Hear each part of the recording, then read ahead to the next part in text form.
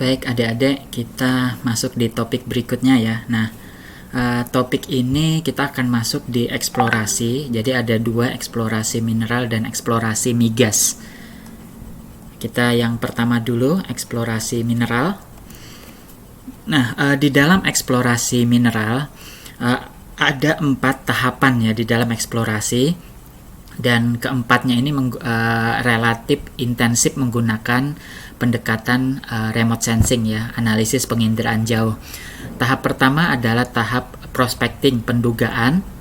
Jadi ini merupakan tahap reconnaissance atau tahap investigasi awal, utamanya untuk menentukan apakah di daerah tersebut memang ada target atau objektif kandungan mineral yang dicari. Nah, di sini kita masih di skala kecil yang digunakan ya. Jadi 1:500.000 sampai 1:100.000 ya di sini, dan bisa disuplai dengan tahap kedua nanti ya, di tahap eksplorasi yang menggunakan foto udara maupun citra satelit dengan skala 150.000. Tapi intinya di tahapan ini adalah untuk menentukan apakah area tersebut memang memiliki potensi kandungan mineral dan layak untuk masuk ke tahap berikutnya. Nah, tahap berikutnya adalah tahap eksplorasi regional, di mana di sini dilakukan pemetaan geologi, dan untuk pemetaan geologi tersebut dibutuhkan dukungan interpretasi penginderaan jauh dalam skala 150.000 hingga 125.000 ya. Nah, selain itu survei-survei geofisika juga sudah dilakukan, survei-survei geokimia pun juga dilakukan ya pada skala ini, pada tahapan eksplorasi ini. Nah, jadi dengan survei lapangan, baik itu geologi, geofisika maupun geokimia, target mineral, kandungan mineral itu bisa dibuktikan ya di situ. Nah, begitu bisa dibuktikan ya dan bisa dihitung cadangannya, maka kita bisa masuk ke tahap ketiga, yaitu tahap eksplorasi detail di sini. Nah, di sini kita harus bisa menentukan secara akurat berapa volume cadangan mineral yang kita miliki di area tersebut. Untuk itu, kita memerlukan penginderaan jauh dengan skala besar, yaitu 110.000 sampai 105.000. Nah, di sini pun di tahap ketiga ini penginderaan jauh juga mensupport rencana pengembangan fasilitas ya. Jadi untuk penentuan lokasi tambang, kemudian lokasi fasilitas dan lain sebagainya, sehingga di sini penginderaan jauh menggunakan resolusi yang tinggi ya di situ. Nah, setelah tahap detail ya di sini, eksplorasi detail, maka kemudian tahap eksploitasi ya di sini. Jadi tahapan eksplorasi tambang.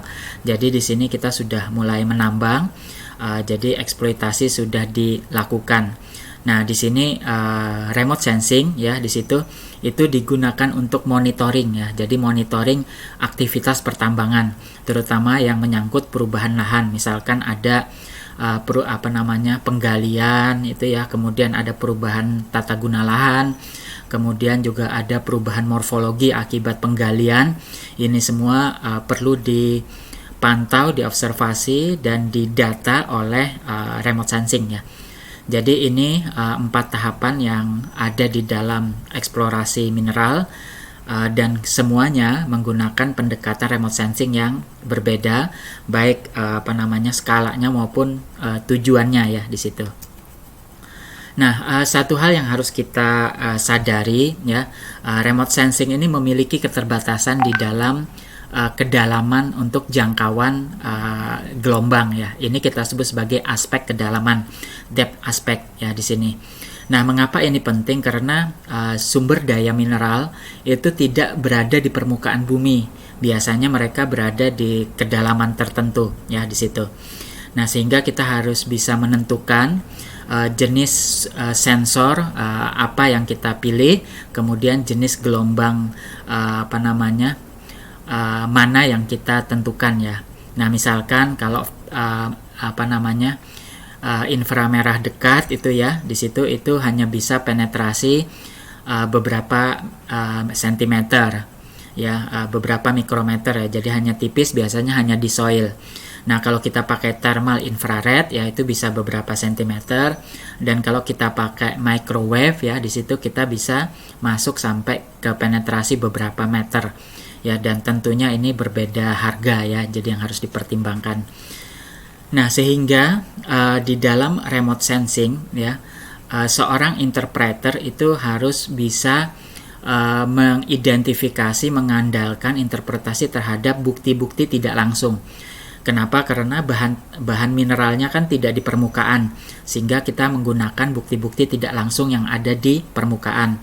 Ya, seperti misalkan tatanan geologi, ya, apakah dia di daerah patahan, di daerah vulkanik, itu harus bisa ditentukan oleh interpreter. Kemudian penentuan zona alterasi dan jenis alterasinya itu penting ya. Kemudian kita harus bisa mengidentifikasi batuan-batuan yang ada ya.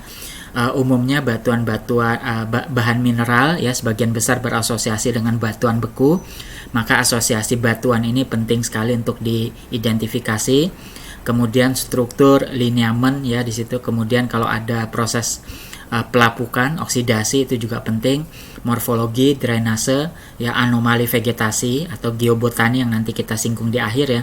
Itu semuanya penting, bukti-bukti tidak langsung yang akan menunjukkan keberadaan mineral tertentu di bawah permukaan ya di situ.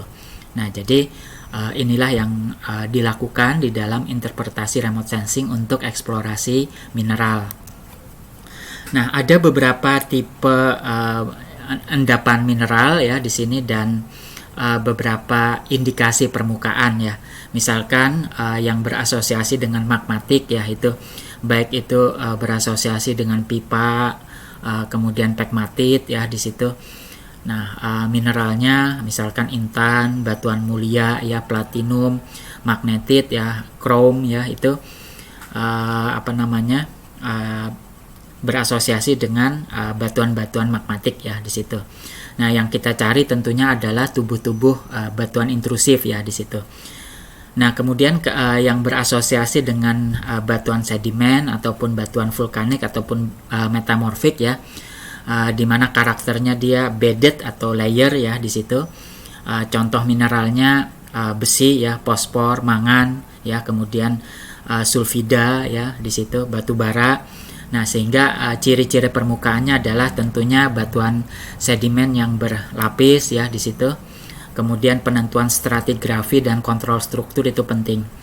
Nah, kemudian endapan mineral yang berasosiasi dengan hidrotermal seperti Grayson, skarn, porphyry ya, ataupun lensa dan urat ya, di mana mineralnya misalkan timah ya di situ, wolfram, molybdenum ya, kemudian tembaga ya, kemudian metal dasar emas ya di sini. Nah, sehingga surface indikasi ya yang harus kita ketahui itu misalkan zona alterasi, litologinya ya, kalau ada intrusif kontak itu penting ya, kemudian strukturnya tentunya. Nah, kalau berasosiasi dengan endapan tempatan atau placer ya di sini umumnya di lembah sungai atau endapan eolian maupun endapan laut ya, marine. Contohnya intan ya, monazit, gold, platinum ya di situ, maka kita harus bisa menentukan morfologi yang berasosiasi dengan deposisi ya di situ. Atau dia berasosiasi dengan supergene ya, misalkan ini di soil. Jadi dia biasanya berasosiasi dengan proses pencucian. Jadi misalkan sulfida ya, base metal. Jadi kita harus bisa mengetahui zona alterasi, oksidasinya ya di situ. Kemudian ada juga enrichment residual, misalkan seperti laterit ya, boksit, mangan ya di sini. Maka clue-nya ada di morfologi dan pola penyaluran. Ini kira-kira panduan umumnya saja, tetapi tentu latihan yang akan membuat seorang interpreter itu menjadi capable ya, mumpuni. Nah, ada beberapa panduan di dalam identifikasi mineral ya di situ. Yang pertama adalah stratigrafi litologi, yang kedua morfologinya, yang ketiga struktur, keempat alterasi batuan, dan yang kelima itu adalah geobotani. Nah, yang pertama ya, panduan stratigrafi litologi. Tentu ini mengacu pada tatanan geologi dan posisi dari unit geologinya tersebut ya. Di situ apakah dia superposisi, intrusi, cross cutting itu harus ditentukan ya di situ. Mengapa? Karena beberapa endapan ya, terutama endapan yang berasosiasi dengan sedimen seperti batu bara, besi ya, di situ itu bisa ditentukan dengan panduan stratigrafi ya di situ. Maka penentuan morfologi yang dikontrol oleh stratigrafi itu penting dimiliki oleh seorang interpreter ya di situ.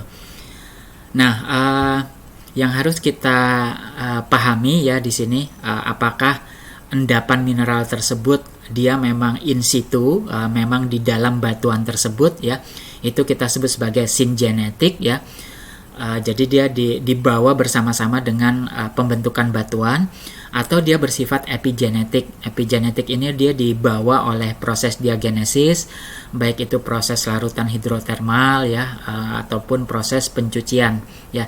Jadi dia datang belakangan. Nah, ini akan menentukan juga sebaran dari endapan mineral tersebut. Kalau dia syngenetik tentunya dia akan mengikuti pelamparan dari lapisan yang membawanya. Tapi kalau dia epigenetik ya, maka dia biasanya terkonsentrasi pada zona-zona permeable ya, seperti sesar seperti itu ya. Ini yang harus kita pahami ya di situ. Nah, untuk remote sensing ya di situ kita bisa mencari ya resolusi baik spasial maupun spektralnya yang tepat ya di situ. Nah, untuk panduan geomorfologi ya di sini. Jadi geomorfologi ini dia berasosiasi dengan morfologi yang membawa seperti placer ya. Jadi morfologi deposisi seperti endapan banjir ya di situ, ataupun morfologi yang berasosiasi dengan pelapukan dan erosi untuk yang residual ya di situ. Nah, sehingga di sini morfologi, pola penyaluran, lereng ya di sini itu merupakan informasi penting untuk kita mengakses ya kira-kira endapan mineral kita berada di mana ya di situ. Nah, ini contoh di endapan placer ya, intan di daerah Afrika Selatan ya. Jadi dia berasosiasi dengan placer deposit pada endapan banjir ya di sini. Jadi kita bisa lihat endapan banjir yang berwarna cerah ya di situ, yaitu ataupun misalkan oxbow lakes ya yang berwarna kegelapan ya di situ. Jadi itu bisa menjadi satu ciri di mana kita akan mencari endapan placer pada yang membawa intan ya di sini. Nah, kemudian di panduan ketiga ya, panduan struktural. Jadi di sini yang ada 3 hal ya yang bisa dipengaruhi oleh struktur. Yang pertama sebaran dari unsur-unsur metalogenik ya di sini. Misalkan apakah dia di sabuk orogenik ya, ataupun di berasosiasi dengan paparan ya di situ. Itu penting untuk ditentukan oleh identifikasi struktur ya dari remote sensing. Kemudian distribusi dari pembawa biji ya di sini. Jadi misalkan ada orientasi tertentu yang dikontrol oleh struktur ya di situ. Nah, kemudian lokasi di mana keterdapatan biji tersebut ya di situ. Nah, ini yang 3 hal yang dikontrol oleh struktur ya di situ. Nah, kemudian yang bisa kita turunkan ya, informasi yang bisa kita turunkan dari remote sensing ya terkait struktur itu misalkan zona sesar ya, kemudian zona shear, fracture, kontak ya, lipatan, joints, yaitu hal-hal penting yang harus bisa ditentukan melalui remote sensing ya di situ. Apalagi kalau itu memang berasosiasi dengan mineral epigenetik ya, yang itu memang dia dibawa oleh larutan hidrotermal fluida ya melalui fracture tertentu ya di situ. Nah, contoh ini di Rajasthan di India ya pada copper ya di sini. Jadi kalau kita lihat ya berasosiasi dengan sabuk ya, dengan satu lipatan ya di sini, sabuk lipatan. Ya, di sini jadi kita bisa identifikasi sabuk lipatan tersebut ya. Nah, panduan di dalam struktur itu yang tentunya ada beberapa hal yang harus kita waspadai yang kita perhatikan ya di situ, karena ini menyangkut kesulitan interpretasi struktur melalui remote sensing. Ya, yang pertama, kalau kita mengandalkan lineamen ya, tidak semua lineamen merupakan produk dari proses struktur ya, geologi struktur. Itu yang pertama. Yang kedua, kita sulit untuk menentukan struktur mana yang terbentuk sebelum mineralisasi dan sesudah mineralisasi. Ini penentuannya perlu kajian lapangan ya, studi lapangan. Jadi tidak cukup hanya melalui remote sensing saja ya di situ. Nah, kemudian panduan berikutnya itu adalah alterasi batuan ya di sini. Nah, alterasi batuan itu terutama untuk endapan-endapan yang berasosiasi dengan hidrotermal ya, seperti tembaga ya, timah, seng, kobalt, molibdenum ya, ini berasosiasi dengan proses fluida panas, sehingga dia biasanya batuannya teralterasi ya di situ. Maka identifikasi zona alterasi, terutama kalau kita bisa menentukan jenis lempung yang dihasilkan ya dari proses alterasi, apakah mereka kaulinit, montmorillonit, serisit, moskovit, dan lain sebagainya, ini penting untuk diketahui ya di situ. Jadi kita bisa menentukan ya jenis lempung dari zona alterasi ya di situ. Nah, kemudian kita juga harus melihat ya, biasanya kalau alterasi itu ada ring ya, atau ada zona dari inti di dekat kontak ya, menjauh ya, di situ tentu dia akan semakin lemah, sehingga dia akan membawa kelompok-kelompok mineral yang bisa kita identifikasi untuk aurel ya, atau zona ring pada alterasi tersebut. Jadi kita bisa menentukan di mana inti atau kontak dari intrusi sehingga menghasilkan zona layer-layer alterasi tersebut ya. Nah, ini misalkan ya ada ring seperti ini ya, kita bisa melihat ya, terutama untuk bagian tengah yang ini bagian intrusinya ya, di mana atributnya itu cukup tinggi. Kemudian intrusi sekitarnya ya, di sini dia umumnya memiliki spektral yang lemah ya.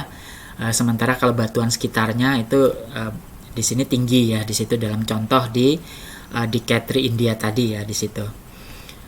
Nah, jadi TM ini biasanya band pada Lancet ya.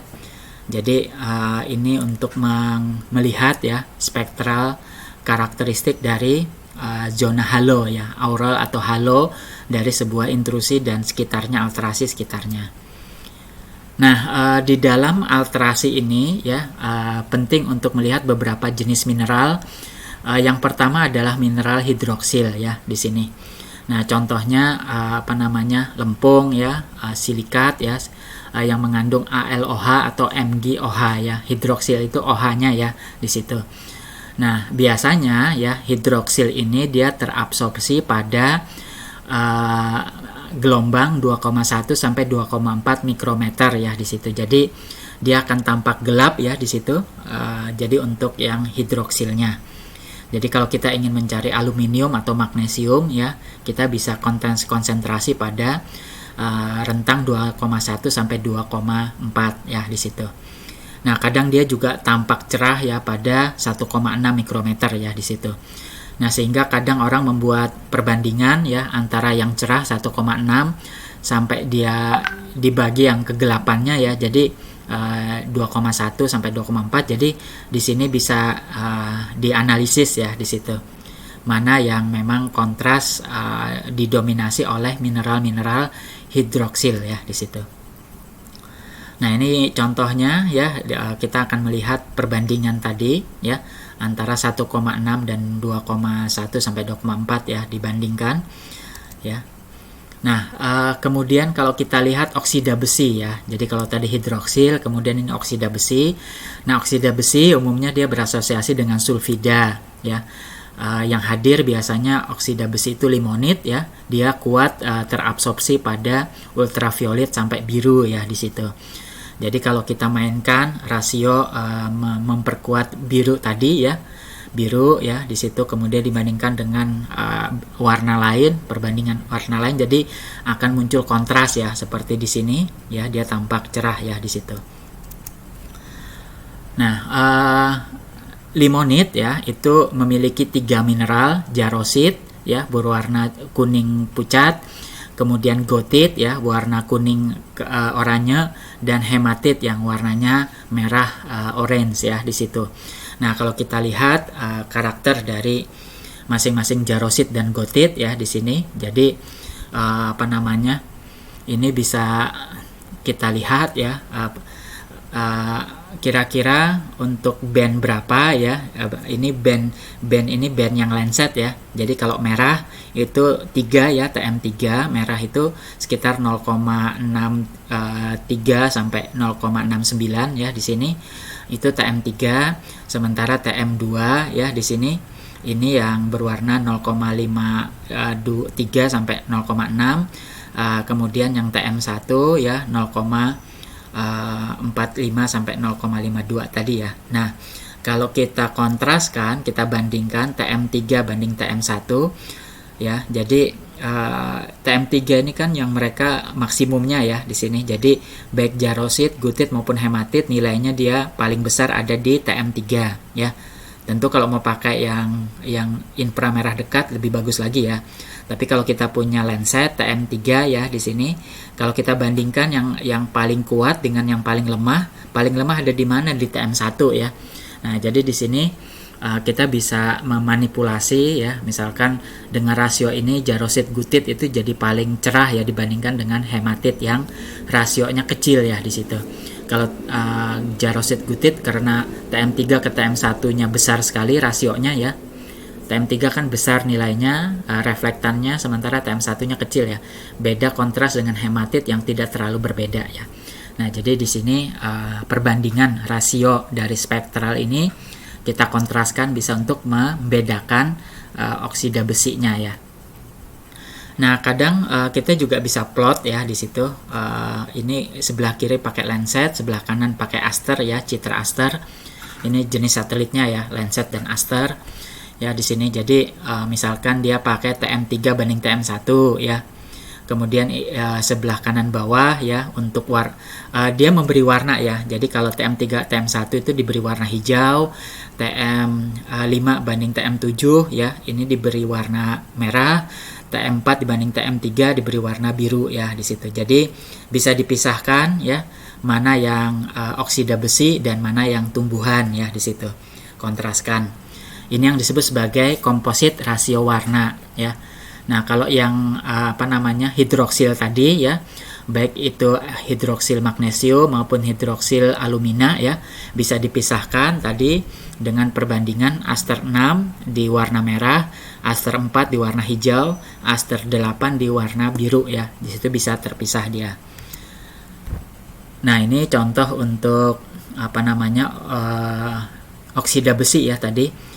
Jadi kalau hematit diberi warna merah, jarosit biru, gotit itu hijau ya. Jadi kita bisa pisahkan ya di situ. Oh, kalau nyari hematit di sebelah sini. Kalau gotit dia paling banyak nyebar ya, sementara jarosit biasanya yang berwarna biru ya di sini. Jadi ini adalah kipas-kipas aluvial. Jadi dia tersebar di situ. Nah, ini kalau kita lihat ya perbandingan jarosit dan gotit. Jadi kita pakai dua warna, biru ke merah ya di sini. Jadi jarosit itu yang warna-warna biru ya, gotitnya yang berwarna merah ya di situ. Nah, kalau kita lihat mineral lempungnya ya, jenis mineral lempung, yang merah ini kaulinit ya, yang hijau dikit ya, kemudian yang biru piroksinitnya. Nah, jadi kalau kita lihat ya, sebaran mereka tertentu di situ ya. Nah, ini yang disebut sebagai komposit rasio warna ya di sini. Nah, ini untuk pertambangan Goldfield ya di sini. Ini juga, jadi kalau kita lihat warnanya nggak warna real ya, ini warna komposit atau false color ya, warna semu ya di situ. Nah, ini kalau kita membedakan ya mana yang alunit ya, kaulinit, muscovite, illite, morillonite dan lain sebagainya ya. Ini dia pakai komposit rasio warna ya. Untuk band 3:1 itu merah, 5:4 hijau, 5:7 biru ya di situ. Nah, kalian bisa mendalami ya composite color ini, composite rasio ya, dan manipulasinya di dalam eksplorasi di dalam kuliah pengolahan citra digital ya. Jadi memang tidak diberikan di dalam geologi penginderaan jauh ya. Ada kuliah tambahannya nanti ya. Silahkan mengikuti pengolahan citra digital kalau ingin memanipulasi informasi gelombang dari remote sensing ya di situ. Nah ini ya peta yang lebih detail lagi ya di situ. Jadi dia perbandingan tadi dari jenis-jenis mineral lempungnya. Nah yang terakhir ya panduan geobotani. Jadi prinsip dasar dari geobotani ini bahwa tanaman yaitu dia akan terpengaruh oleh kondisi soil ya. Jadi kalau kondisi soilnya memiliki kandungan mineral tertentu, akan terjadi perubahan pada karakter tumbuhan yang ada di atasnya ya di sini. Nah, perubahan pada tumbuhan inilah yang disebut sebagai geobotani ya di situ. Contoh ya di sini prinsip geobotani, kita memiliki litologi yang berbeda ya di sini. Jadi contohnya ini lempung, batu gamping ya, kemudian di sini ada katakanlah kalau di sini lanau ya, kalau ini batu lempung. Nah, pada batu lanau itu tumbuhan rapat ya, batu gamping tumbuhannya jarang. Sementara kalau lempung dia tidak terlalu rapat, tidak terlalu jarang ya. Nah, ini adalah konsep vegetation bending ya. Jadi vegetation bending itu tumbuhan berbeda densitas itu akibat dikontrol oleh jenis litologinya ya. Kemudian ada vegetation anomaly ya. Vegetation anomaly inilah sebetulnya yang dicari di dalam eksplorasi. Jadi anomali tumbuhan. Jadi kalau kita lihat dia sepenuhnya pada batu gamping ya. Tapi kemudian ada yang diintrusi yang membawa mineral sulfida ya, sulfida logam. Nah, akibatnya apa? Ya, karena kondisi tanahnya mengandung logam, ya maka tanaman tersebut menjadi lebih pendek ya di situ. Nah, ini yang disebut sebagai anomali vegetasi ya di dalam prinsip geobotani. Jadi di dalam geobotani ada dua prinsip ya, bending dan anomali ya. Nah, di dalam anomali ya di sini yang harus kita pahami ada 5 penyebab ya di situ.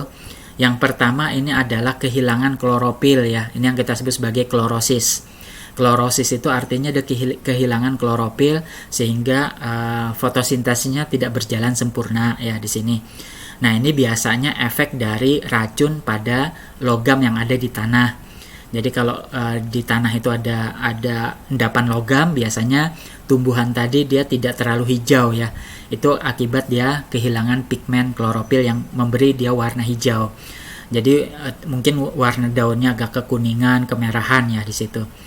Nah, yang kedua ya dalam geobotani ini anomali adalah abnormality. Nah, abnormality yang seperti gambar sebelumnya, dia akan menyebabkan tumbuhan tersebut menjadi perubahan pada warna daun maupun warna bunganya ya di situ. Nah, ini biasanya akibat mineral radioaktif atau boron ya, mineral boron pada batuan atau tanah yang ada di bawah vegetasi tersebut. Nah, kemudian vegetasi ya karakter ketiga dari geobotani itu adalah dwarfism. Dwarfism itu pengerdilan ya.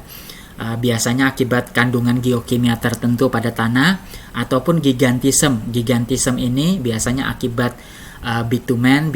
Bitumen ini material organik ataupun pada boron ya. Jadi akibatnya apa? Tanaman menjadi lebih besar daripada sekitarnya.